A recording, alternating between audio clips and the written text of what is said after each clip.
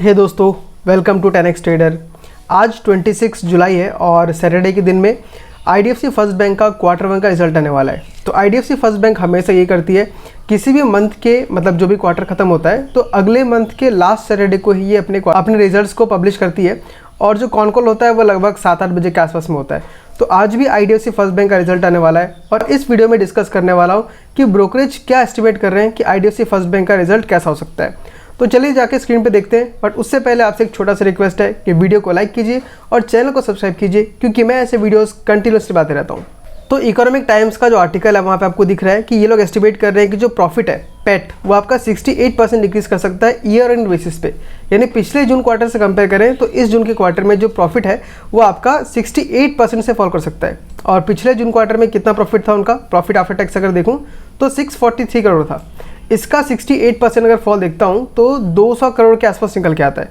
तो अगर ये इतना अगर प्रॉफिट घटता है तो पिछले क्वार्टर से भी घटने वाला है, मतलब क्यू ऑन क्यू भी घटेगा और वाई ऑन वाई भी घटेगा। बट ये इनका एस्टिमेट है। अब कुछ और ब्रोकर्स ने भी एस्टिमेट निकाला है, वो भी आपको दिखा देता हूँ। तो यहाँ पे जो एमके ग्लोबल है उसने जो प्रॉफिट को एस्टिमेट किया कि 471 करोड़ का आएगा। तो इन्होंने थोड़ा जो कट डाउन किया है वो ज़्यादा नहीं किया है, वो ईयर ऑन ईयर बेसिस पे 31% कट डाउन किया है। और इन लोग का बोलने का मतलब ये है कि जो क्वार्टर ऑन क्वार्टर है वो 55% ग्रोथ देखने के लिए मिलेगा। तो ये थोड़ा बहुत पॉजिटिव है कंपेयर टू जो बाकी ईटी मनी का जो एक्सपेक्टेशन कर रहे हैं। वहीं पे आईसीआईसीआई सिक्योरिटीज़ का देखें तो उनके अकॉर्डिंग 443 करोड़ का प्रॉफिट हो सकता है, जो कि ईयर ऑन ईयर बेसिस पे 35% का डाउनफॉल होगा और क्वार्टर ऑन क्वार्टर बेसिस पे 45% का इसमें मतलब कि हमको अप मूव देखने के लिए मिल सकता है। वहीं पे एक्सिस सिक्योरिटीज़ का देखें तो उन्होंने प्रॉफिट को बोला है कि 232 करोड़ का होगा, बहुत ही घटा दिया है, 66% डाउन कर दिया है। लेकिन क्वार्टर ऑन क्वार्टर बेसिस पे ओनली 24% का ग्रोथ देखने मिलेगा। और वहीं नुवावा का देखें तो वो लोग ने तो और घटा दिया है, 210 करोड़ का प्रॉफिट वो एस्टिमेट कर रहे हैं ईयर ऑन ईयर बेसिस पे, और आपका जो क्वार्टर ऑन क्वार्टर बेसिस पे 29% का ग्रोथ दिखेगा।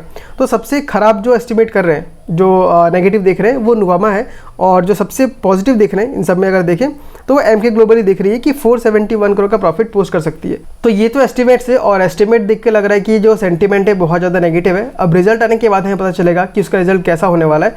बट हमको यहाँ पे और दो चीज़ ट्रैक करना चाहिए कि लोन बुक में ग्रोथ कितना है। मान लीजिए अभी जो भी प्रॉब्लम था वो सबके सब जो था पिछले क्वार्टर में खत्म हो चुका है, क्वार्टर वन में थोड़ा और बहुत आपको पेन देखने के लिए मिलेगा।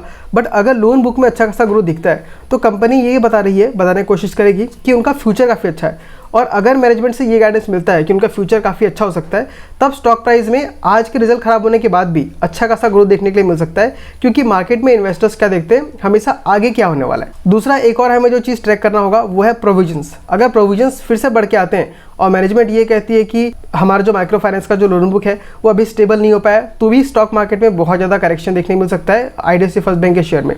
तो ये दो चीज़ हमको बहुत ज़्यादा ट्रैक करना है। अब ये पूरा कॉन कॉल आने के बाद मैं डिटेल में इसके ऊपर वीडियो बनाऊंगा, बट उसके पहले हम एक बार और देख लेते हैं कि उसका टेक्निकल चार्ट हमें क्या दिखा रहा है। ओके, तो यहाँ देख सकते हैं इसने रिसेंट हाई जो लगाया था वो 78 रुपीज़ का लगाया था, और वहाँ से जुलाई 25 में इसने आपको डाउनफॉल दिखाया लगभग 10% तक का।